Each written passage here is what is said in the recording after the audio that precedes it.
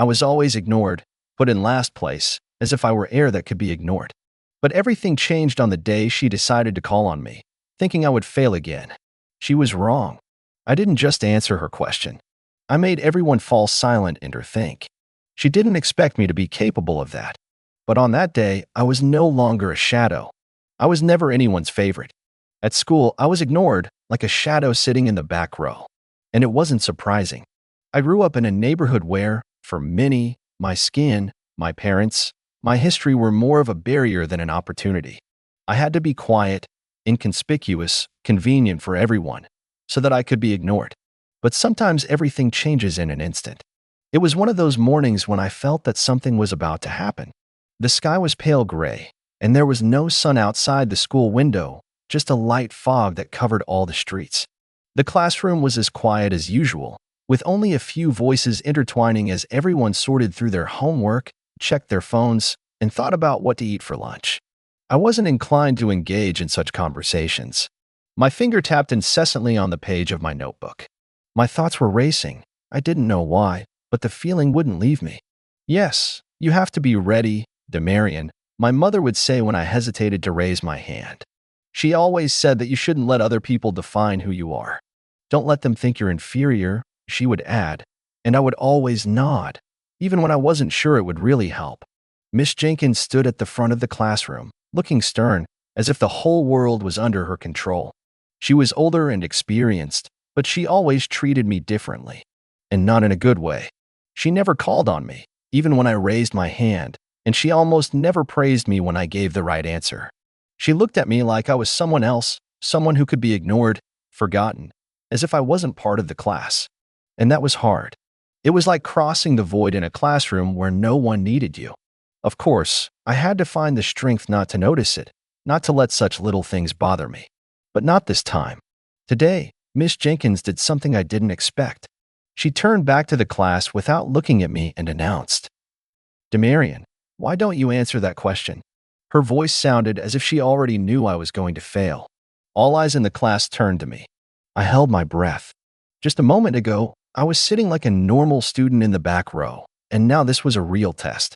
I raised my hand, and it wasn't just because I was given the opportunity to answer. I simply couldn't back down. I felt my heart start to beat faster, but I remained calm. The teacher wrote the question on the board. What is a civil war, and why did it start? It was easy for me to answer. I knew the subject well. I glanced around cautiously, but the whole class seemed to have fallen silent. I began to speak, trying to enunciate clearly. A civil war is a conflict between the northern and southern states, the main cause of which was slavery. The South used slaves to work on plantations, and the North sought to abolish slavery, which led to a split in the country. My words sounded confident, as if I myself were part of this history. It was more than just an answer. It was my understanding that the country I live in has always been divided, and that a person with my skin color would inevitably have to fight for their place in the world. Miss Jenkins didn't respond right away. She just nodded and said, "Not bad. That's right. But why did you answer so quickly? You must have prepared well." I just nodded, although I sensed something suspicious in her words. If it had been just a question, she wouldn't have phrased it as if she were trying to catch me out. She was trying to see something else in me, something that would fit her image of me, of my type of student. She couldn't accept that I was simply prepared. And at that moment, I realized that she probably didn't know anything about me. Everyone in the class seemed to be ignoring it, but there was tension in the air. My classmates looked at me, some of them destroying my nerves with their stares. They expected me to fail, to fall short of what they expected of me. I wasn't supposed to be a good student. I was supposed to be the shadow they saw me as. But it was more than just an answer. It was my defense, my chance to be heard. "Are you for real, Demarian?" Brian, the boy in the front row who didn't believe I could actually say it, suddenly asked. Everyone started to giggle, but I felt that today would be different. And then something unexpected happened. Miss Jenkins announced, "Demarian, go ahead and show us what you can do. You play an instrument, don't you?" It was a direct challenge. I knew she was waiting for me to refuse or to fail to perform as she imagined I would. I stood there, and time seemed to freeze in the room. My classmates whispered, and I could hear their voices echoing in the air, breaking the silence. "This is going to be interesting," I heard someone whisper behind me. I could feel their eyes on my back, but I didn't look at them. I just stood there. I knew I had to do something. Miss Jenkins nodded toward the old piano in the corner of the classroom. It looked forgotten, covered in a layer of dust. Some of the keys noticeably yellowed from age, and the sound it made had probably not been pure in a long time. But still, it was a piano. I didn't care what it was like. I just knew I had something she wasn't expecting. "Play for us, Demarion," she said with a subtle smile, as if pretending she knew I couldn't do it. Only then did I realize that this moment was a trap, an attempt to expose me, to see that I was good for nothing, just because I was black. She couldn't imagine that I was real. The class waited quietly, and I began to move toward the piano. My heart wasn't beating faster. I wasn't nervous. Instead, I felt a deep confidence in myself that I had never felt before. I owed nothing to anyone but myself. I knew that this wasn't just music to me. It was my chance to prove to everyone that they were wrong, that I couldn't fail. Now I was ready. When I sat down at the piano, my fingers automatically found the keys. I couldn't say I was ready for this moment, but I knew for sure that this was my stage, my time, my chance to change everything. The keys weren't very comfortable, but it didn't matter. I closed my eyes for a moment, gathered all my memories of my grandfather's music, how he sat in his old chair and played jazz, and remembered how each chord felt, how he didn't just play, but told stories. I started with a simple blues, the same melody he used to play on his old instrument. At first, the notes were soft, almost timid, flowing from my fingers. Calmly, but clearly. Strangely, I felt the class begin to quiet down, as if everyone was trying to understand what was happening. I didn't turn to them. I didn't stop. I played for myself, to give free rein to all those thoughts that had been locked inside me for years. The sound of each note penetrated the classroom, and I felt the atmosphere change. It was no longer just a performance for the teacher. It was a performance for all those who had ignored me, for all those who didn't believe I could be more than their stereotypes. I played, and there was no room for doubt in my music. But then I heard laughter. Someone quietly laughed behind me. I could feel it. It wasn't laughter of amusement. It was laughter that belittled me. I stopped for a moment, my heart tightening a little. But not for long. It was just confirmation that they didn't understand. And the more they laughed, the more I knew that this was my victory. I continued playing, now faster, with more serious energy. My fingers glided across the keys, sinking deeper and deeper into the melody my grandfather had shared with me. I felt like my hands weren't just playing the instrument, but that history was flowing through them. The history of generations, the history of my family, my roots. I began to feel the air in the room change. It wasn't just music, it was a challenge. I was ready for everyone to understand who I was. I didn't look at Miss Jenkins, but I could feel her gaze focused on me. She was probably expecting mistakes, ridicule, but now she saw me playing this old piano with confidence and soul. A few more notes, I felt them begin to change. The quiet glances became more attentive, curious. I proved to them that it doesn't matter who you are or where you come from. Your value is not determined by what people think of you at first glance. I pulled myself together and played faster, playing more complex passages that I had mastered as a child when I sat with my grandfather and listened to him cover the keys, filling the room with a heavy but harmonious sound. I took a risk, not afraid to show more than just a regular blues tune. I tried to convey everything that was in my heart through this dirty, forgotten instrument standing in the corner. And then it became quiet. Everyone fell silent. I didn't stop. All eyes were on me, and I could feel their attention mixed with excitement. But it didn't scare me. I wasn't playing for them. I was playing for myself. I was playing for those moments when I was ignored, when I was underestimated. I was playing for my grandfather, who could no longer be there to listen to my music. I was playing for myself, to show the world that I was more than what they saw. And even though the class was silent, I kept going, pouring my heart into every note. My fingers glided across the keys, and I felt every chord in my heart. At first, it was a simple melody, but I gradually began to add more complex transitions, infusing my playing with emotions I couldn't express in words. It was a part of me that had always remained hidden, a deep connection to music, to my roots, to my family. I played, and there was no room for fear anymore. I was simply in the music. Suddenly, I heard a faint chuckle behind me. It was Brian, the guy sitting in the front row who always tried to show off. I had heard his laugh before, the laugh of someone who doesn't understand, who doesn't want to understand. I ignored him. If he wanted to laugh, let him laugh. I knew it wasn't his time. But the longer I played, the more the atmosphere in the classroom changed. I could feel the waves of discontent and laughter gradually subsiding.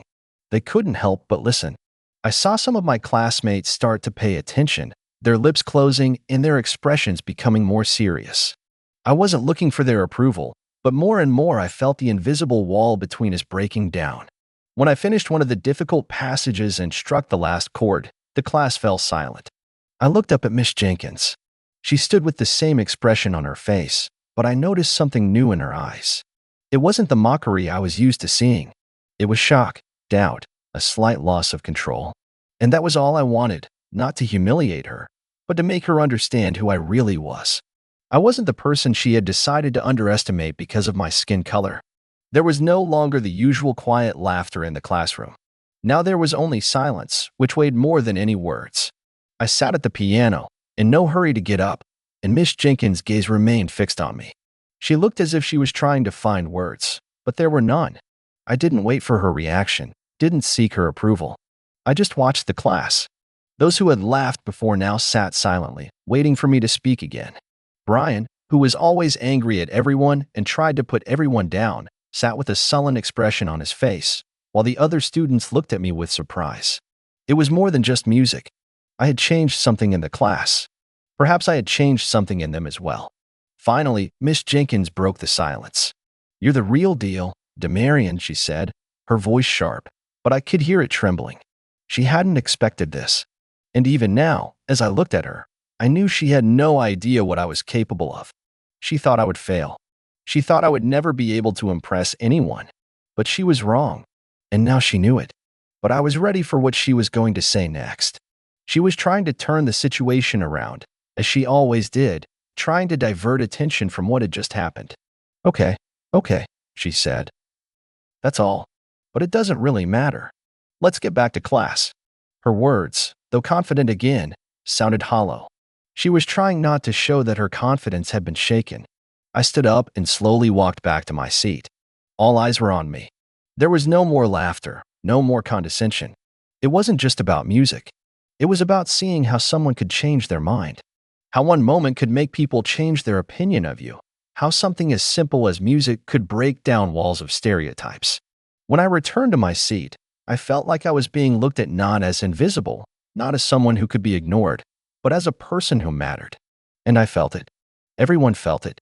Miss Jenkins was silent, her hand holding the book, but even she knew that this game was no longer hers to play. My classmates began to look at each other as if something in their understanding had changed. The class was silent, like after an explosion, when everyone is trying to understand what happened. But now they knew that I wasn't just a dark-skinned boy who could be invisible.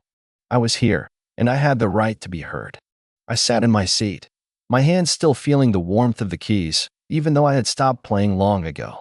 The classroom was quiet. Even Miss Jenkins didn't say anything else, and I could feel her gaze piercing through me. She was trying to get everything back to normal, as if nothing had happened, but I could see that her confidence had been shaken. She was no longer the infallible authority she was used to being. I wasn't looking for her approval, but I knew it was important. My classmates, who used to look at me as if I were nothing, now looked at me differently. Some even whispered to each other, exchanging glances, as if something had changed in their understanding. I couldn't help but notice how they looked at me and how they began to see me not just as a dark-skinned boy, but as a person capable of more. And even if it was only for a moment, it was enough for me to change their opinion. "Melanie, you're real. I didn't know you could do that," said Liz, one of the girls in the second row. She wasn't my closest friend, but her words were important. They meant something. She was the first person to say something like that without laughing or doubting me. I guess it was a revelation for her too. But I noticed the biggest change in Brian. He had always been one of those who liked to make jokes, never sparing naive words and laughter at someone else's expense. But this time he sat silently. His usual dismissive gaze had changed. I didn't know if it was an attempt to save face or if it was genuine approval, but despite his attempts to appear indifferent, I could sense that he had changed. That was the moment I realized that even when it seems like your struggle doesn't matter, every action, every step on the path to self-awareness can change everything. I didn't just perform for the class. I changed their perception of me. I gave them what they didn't expect, the truth about myself, which didn't depend on how they saw me before. But that wasn't enough for Miss Jenkins. Well, I think that's enough. Let's get back to class. Her voice remained cold, her eyes hidden behind dark glasses of confidence. But I could see her nerves starting to crack. She was trying to turn the situation to her advantage, but it wasn't working anymore. That strict and unapproachable teacher was gone. I knew it, and it made me feel confident. I got up from my seat, ignoring her attempts to continue the lesson. I could feel my footsteps breaking the silence in the classroom, and with each step, I became more confident.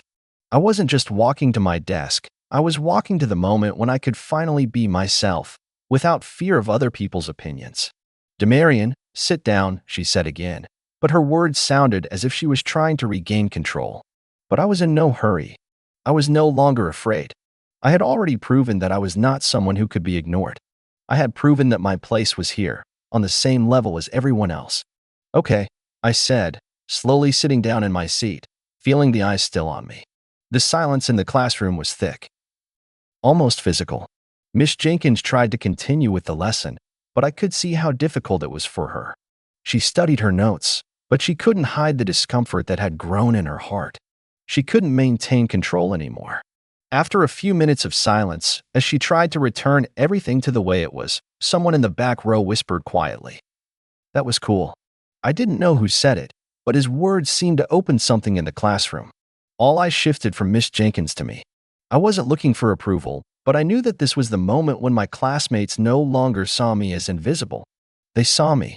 And then another small but important change happened. Even Brian, though he tried not to show it, bowed his head as if admitting something. He wasn't laughing anymore. It wasn't approval, but rather an internal realization, but it was real. He understood that I was more than just the kid sitting in the back row, the one who never got any attention. Miss Jenkins continued the lesson, but she had lost control. And although she tried to continue as before, I knew that the class would never be the same again. Now everyone knew who I was and who I really was. Now they saw me not as someone to be ignored, but as someone who could change the rules of the game. And if I did it again, they would not be able to deny my power. I wasn't just a dark-skinned boy they could forget about. I was Demarian, and I belonged in this world. Time moved slowly in the classroom, as if each moment lasted longer than usual.